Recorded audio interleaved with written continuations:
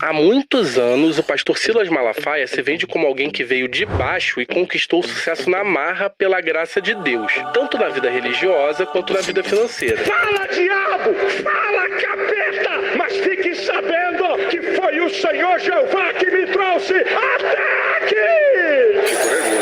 O Malafaia tem um jeitão de suburbano, de quem é cria das áreas mais populares do Rio. Olha o que a pessoa fala, meu irmão! O modo como ele troca o S pelo R não me deixa mentir. É meu irmão pra lá, meu irmão pra cá. Pastor! Silas Lima Malafaia nasceu em 58 e é o quarto filho do casal Gilberto e Albertina Malafaia. Ele foi criado no Largo do Tanque, um bairro popular na zona oeste do Rio, no seio de uma família da Assembleia de Deus. O Malafaia se tornou dono de igreja em 2010. Ele costuma dizer que desde então o seu patrimônio não aumentou um centavo. Com certeza. Mas tem uma grande distância entre o que o Malafaia diz e o que o Malafaia faz. Entendeu?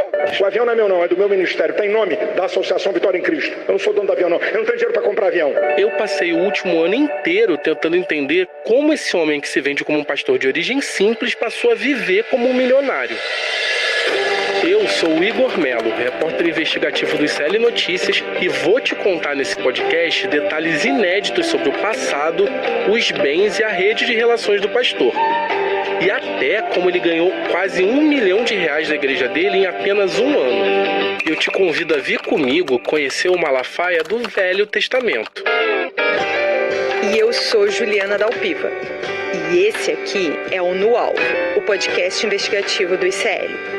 E essa é a nossa primeira temporada, Império Malafaia.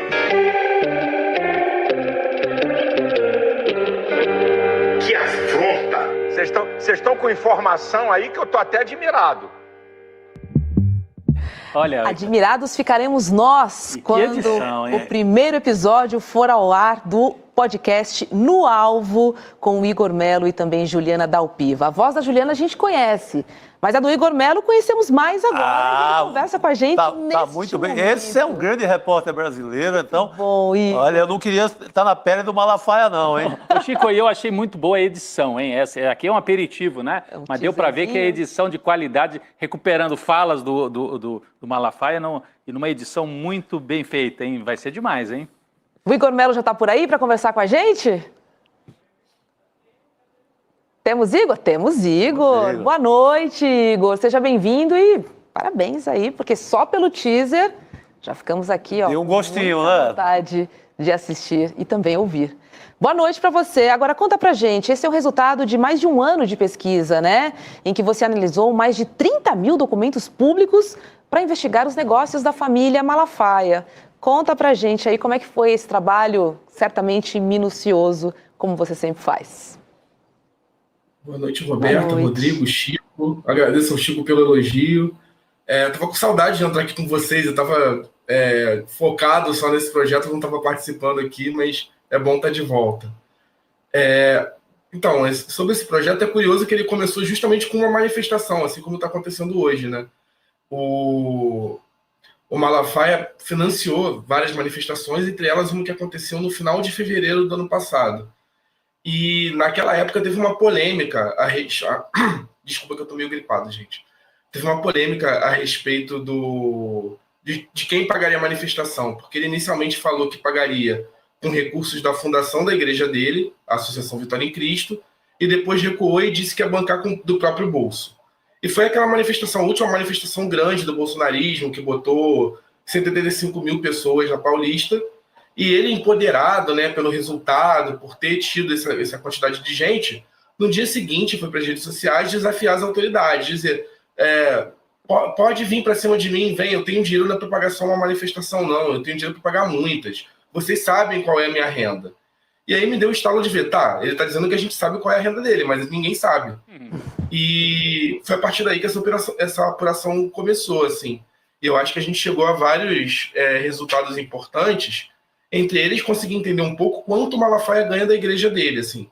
Esse dado que está no teaser, de que ele ganhou quase R$1 milhão da igreja dele apenas em um ano, que foi 2018, eu acho que joga a luz um pouco sobre essa relação desses grandes pastores com as suas igrejas, né?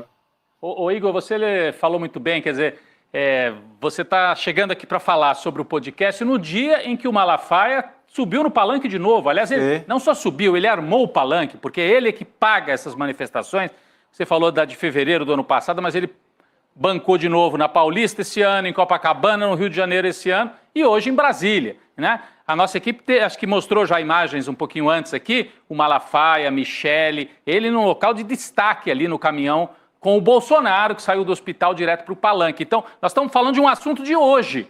E voltando para o passado, eu achei muito bom o texto que você usou aí, né? Conheçam o Malafaia do Antigo Testamento, ou seja, o Malafaia antes de ser o Malafaia de hoje, o Malafaia que vem de uma família de classe média, classe trabalhadora, ali do Tanque, né? Da região do Lago do Tanque, na zona oeste do Rio, que veio da Assembleia de Deus. Ele cria uma associação, né? Como é que chama mesmo a associação? Que Vitória paga... em Cristo. Vitória em Cristo. É uma igreja, ele rompe. É claro que você não vai contar tudo aqui, porque as pessoas vão assistir no podcast, mas ele sai da Assembleia de Deus e cria um braço dele mesmo, é isso, Igor? Como é que se dá esse momento? Isso vocês vão contar certamente ao longo do podcast, não é isso? Sim, isso é uma das coisas que está no nosso primeiro episódio, que vai ao ar essa semana já. Na verdade, ele não saiu da Assembleia de Deus, ele continua sendo da Assembleia, ele saiu da Convenção das Assembleias de Deus, que assim, é uma questão mais burocrática. O Malafaia, desde muito novo, está na televisão e na mídia, né, como evangelizador, tendo programa de TV e tudo mais, mas até 2010 ele não tinha igreja, ele fazia parte da Assembleia de Deus vinculado ao sogro dele, que era um pastor importante aqui no Rio de Janeiro, o pastor José Santos.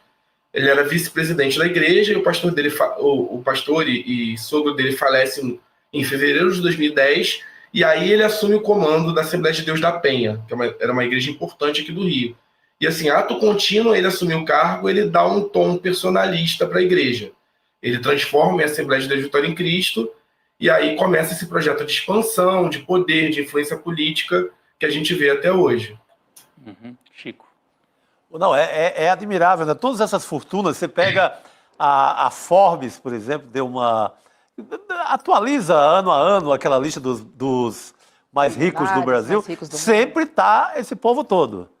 De Macedo, Malafaia, Valdomiro, pastor Valdomiro. Então, eles usam todo um aparato da igreja, benefícios fiscais, que você falou aí, né, Igor, da questão do avião, que ele diz, não é meu, é da igreja. Mas quem usa?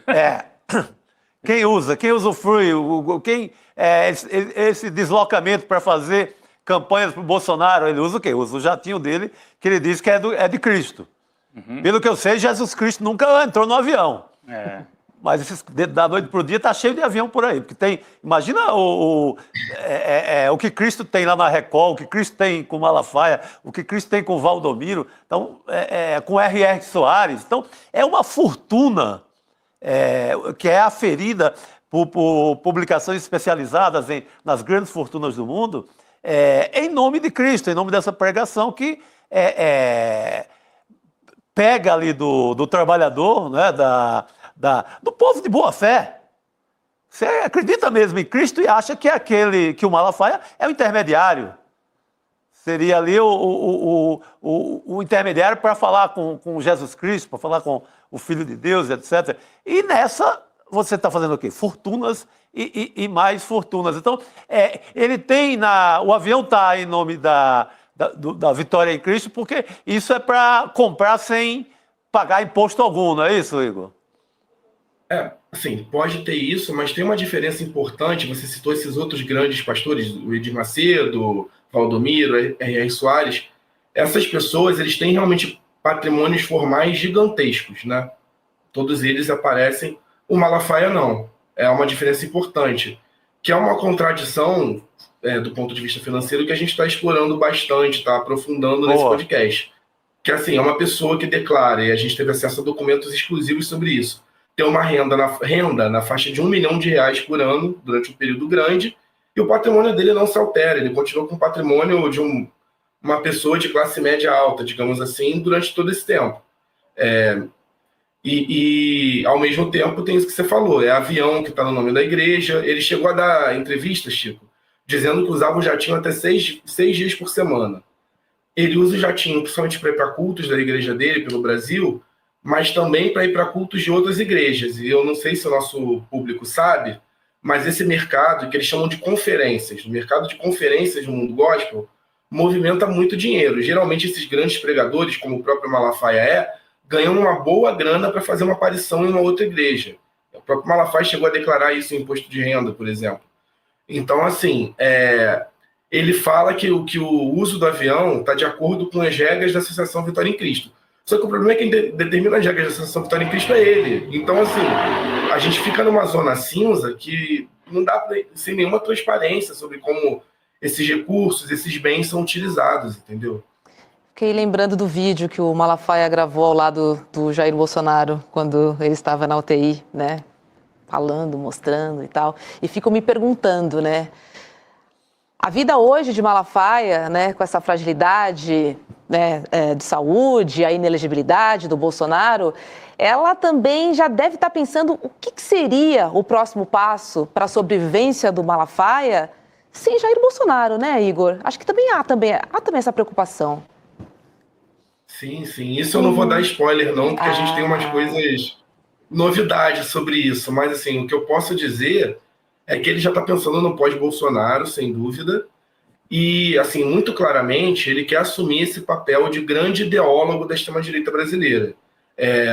A gente vive um vácuo, né? Teve a morte do Olavo de Carvalho, a saída de cena de outros personagens. Os militares estão aí, né? Os generais que estavam no entorno do Bolsonaro estão aí, ou se afastaram, ou estão réus no STF. Então, tem um vácuo de liderança e de elaboração na extrema-direita brasileira hoje. E ele claramente quer ser a pessoa que vai dar essa linha, que é uma linha de ultranacionalismo cristão, enfim. Eu até brinco com isso no podcast, mas a gente tem essa ideia muito de que o Malafaia aderiu ao bolsonarismo. Mas, na verdade, muito do que o Bolsonaro fala sobre questão de, o que a gente chama, entre aspas, de costumes, né? O Malafaia fala desde a década de 80. Assim, foi o Bolsonaro que virou o Malafaia, de alguma forma. Ele deixou de ser só o sindicalista de militar para virar esse ultraconservador. É muito do que o Malafaia já fazia. O momento dessa virada do Bolsonaro é muito quando eles se tornam próximos politicamente. Assim, no início da década de 2010, enfim, teve uma movimentação no Congresso, não sei se vocês vão lembrar, que era um PL contra a homofobia, que queria criminalizar. O Malafaia foi super vocal, fez tour por programas de TV, militando contra esse projeto, enfim. Esse momento é que o Bolsonaro adere a esse nacionalismo cristão e começa a falar de família, de igreja, de Deus, né? O slogan do Bolsonaro, 2 vem daí, né? Do Deus, Pátria e Família, dois nomes vêm dessa época. Pois é. Não, eu achei super bom isso, quer dizer, não é o Malafaia que aderiu ao bolsonarismo, o Bolsonaro é que adere, de certa maneira, à ideologia do Malafaia, já que o Bolsonaro, na origem, era isso, um defensor de aumentar salário principalmente para o pessoal do Exército, também um pouco da Polícia Militar, um sindicalista com mandato, né? Um sindicalista militar com mandato. E ele percebeu que para virar um nome nacional, ele tinha que incorporar outras agendas. Incorporou essa agenda aí do Malafaia, portanto, fundamental para a gente entender a extrema-direita no Brasil. Informação. Não ficar olhando só, entre aspas, né? Só para a família Bolsonaro, mas olhar outros personagens e o Império Malafaia. É o foco desse podcast sensacional que o ICL está lançando aí com o trabalho aí central do Igor e da Juliana Dalpiva. É isso. Então, assim, chega de spoiler, tá bom? Isso. O primeiro episódio do Império Malafaia, o novo podcast investigativo do ICL, com o Igor Melo e também Juliana Dalpiva. Ele tem 4 episódios e vai ao ar na sexta-feira, atenção ao horário, hein? Às 9 horas da manhã. Acesse icl.com.br/noalvo para acompanhar. E também divulgue para os seus amigos, porque vem mais investigação por aí. E quando Igor e Juliana se juntam, a gente sabe, né? Tem bastidor, tem novidade e principalmente esse olhar cuidadoso para trazer a notícia até a gente. Igor, boa sorte na sua estreia. Estamos aqui todos animados para curtir sexta-feira às 9 da manhã o podcast Império Malafaia. Boa noite para você. Obrigada. Valeu. Boa noite, eu vou dar só uma novidade. Eu acho que a gente vai ter mais um episódio bônus aí, porque a gente teve um material de última hora aí que o próprio Malafaia acabou colaborando. Tem coisa interessante que a gente não conseguiu incluir. Então, acho que talvez a gente tenha um episódio bônus aí, estamos trabalhando. Opa! Mas valeu, gente. Tô ansioso aí para todo mundo ouvir, espero que o pessoal curta. Eu trabalho de mais de um ano, enfim, com dedicação grande, espero que o resultado tenha ficado legal. Valeu. Muito Obrigada, bom, querido. Igor. Obrigado. Sexta-feira, às 9h da manhã, não perca, tá bom? E muito interessante isso que ele falou, que essa ambição do Malafaia é de ser um líder mesmo, não é, da extrema-direita no geral. Não é só... o Bolsonaro é o da vez ali, ele está ali tentando salvar de toda forma, tentando anistia, mas ele vai ampliar essa história. Então, a gente tem uma radiografia de um cara que tem essa pretensão. Pois é, porque, Chico, tem vários disputando o espólio da extrema-direita, né? Então o Bolsonaro não vai poder concorrer. O Tarcísio é o nome mais falado. O Tarcísio não tem esse componente, pelo menos não na figura dele, é claro que ele dialoga com isso, esse componente dos bons costumes e da religiosidade. Ele traz isso no discurso de vez em quando, ele tenta colar. Mas não se faz extrema-direita sem esse componente. Então o Malafaia... Bolsonaro pode ser aposentado aí pela justiça e pela prisão, se ele for preso mesmo. Mas esse discurso da extrema-direita de viés religioso vai migrar para o próximo líder da vez. Vai. Pode ser o próprio Malafaia, ou pode ser o Tarcísio, ou pode ser algum outro nome que vai ocupar esse espaço. Pois é.